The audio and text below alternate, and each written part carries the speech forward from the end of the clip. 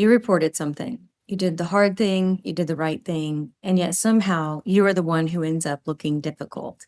After nearly 2 decades of working inside HR, I have run investigations, I have witnessed investigations, and I promise you, over the next few minutes, I'm going to show you exactly what happens after you hit submit on a complaint, the parts nobody explains to you, and why the process was never actually built to find out what happened to you.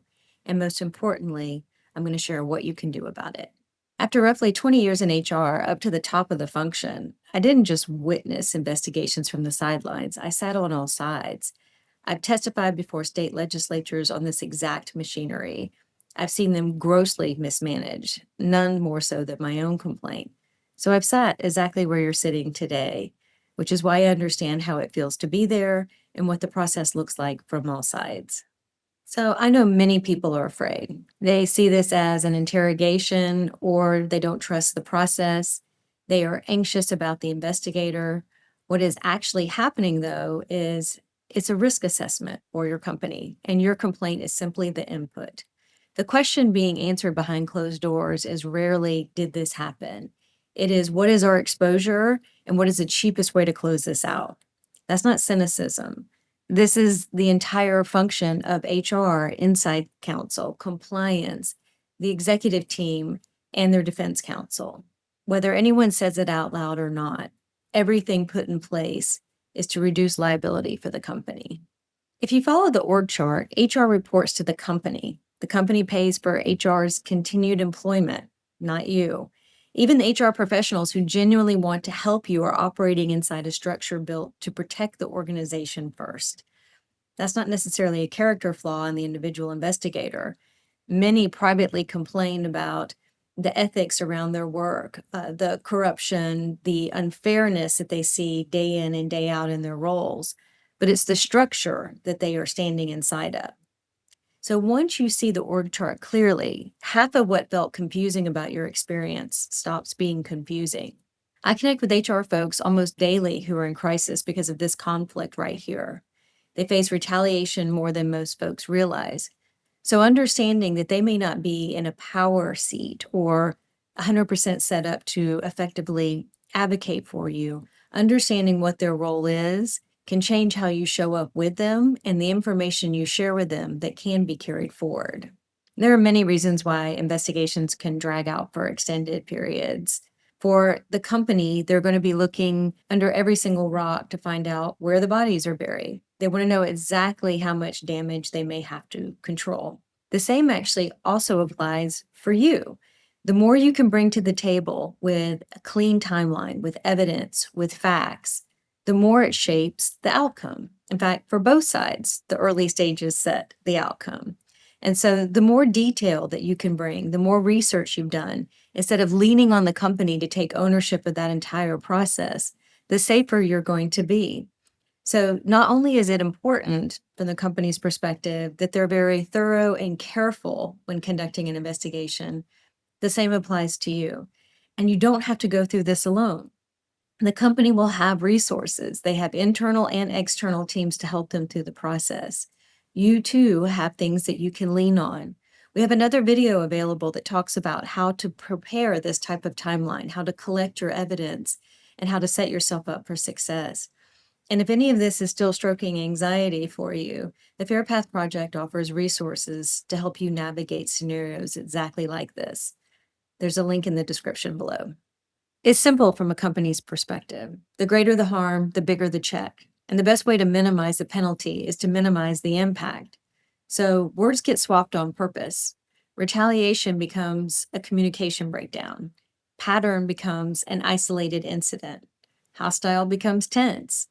Every one of those swaps moves the company's exposure down a notch. You're not misremembering what you reported. You are watching it get translated into language that is easier to close out. So keep your own written record in your own words. It's the only version of events they cannot quietly edit. Witnesses in investigation can present a little bit of a good news, bad news situation. Sometimes we see that people are simply too terrified to come forward and say anything, particularly if the person who's causing you harm is really powerful or influential or known to retaliate within the organization. But I think it's important to know on the back end of these kind of conversations, these private conversations with investigators, is people spill more than you realize. And good investigators really try to help people feel calm, help people feel secure so that more information will flow. And more often than not, it all comes out. But that does not mean that you will have access to it. So understand the potential leverage that comes from an investigation. Simply knowing that there is damaging information in an investigative report for a company, whether you see that or not, can become a leverage point later on. Another thing that's really important to remember, if you're the first one to come forward, the first one to bravely raise your hand and say something out loud that everyone else knows is happening, you're creating a screen for others to come forward. So it makes it easier for the second, third, or fourth person to now raise their hand too. So as an investigation begins to work its way through the process, their words become potentially mixed with yours. And that creates a sense of safety and helps people open up in the investigative process. It also helps create other claims. So not only will the company be carefully watching what comes out of this to see if others are supporting what you say, but more importantly, they'll also be looking to see if they may have claims of their own. So there's a lot of power in going through an investigation, no matter what it may feel like, and the stillness of sitting there as a complainant. With any investigation, there's actually three possible outcomes. There is the positive outcome where we found something and the company's taking corrective steps and they're going to make everything right. There is the negative outcome where they're going to say there was no wrongdoing at all. The hard truth is that it's very rare to have an outcome from a company that says, you know what, we found out that we did something wrong and we're taking corrective action. The most common is somewhere in the middle. And it's rarely we found nothing happened. It's more it's inconclusive or we're unable to substantiate, or what they're going to do is identify some harm but minimize it to a point where it's not unlawful. That finding is not a verdict on the truth. It is a legal and reputational shrug. It closes a file without creating a record that anything was wrong. It lets the company say the matter was investigated without ever having to say what was found.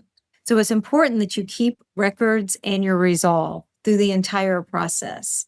This does not have to be the end of the story.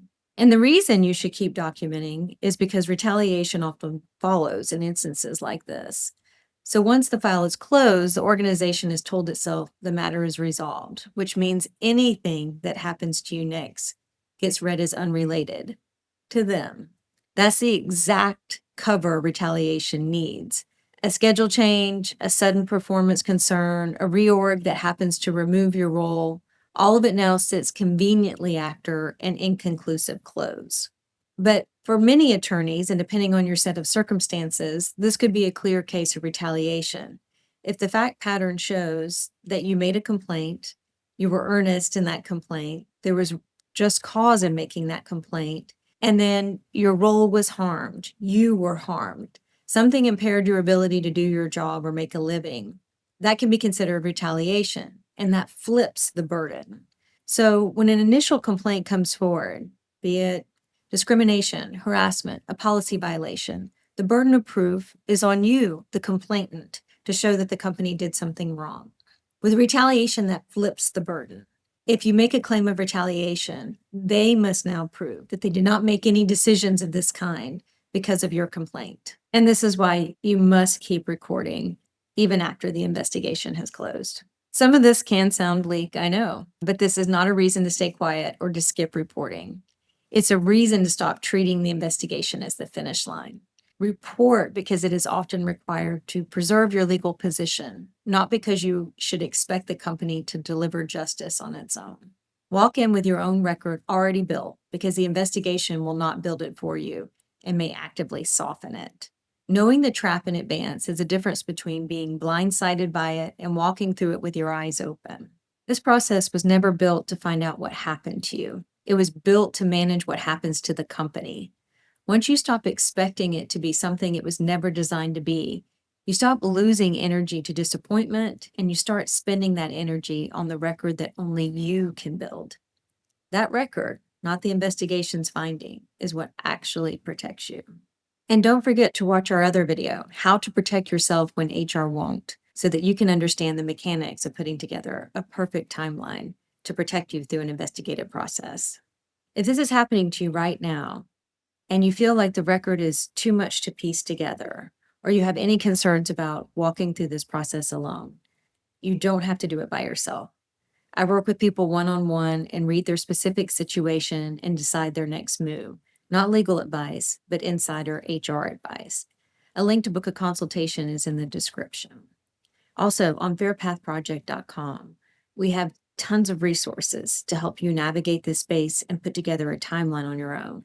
And then if any of this feels too difficult to do, we also have coaches available to help you piece together all of this confidential information in a way that is psychologically safe for you. The link is in the description below.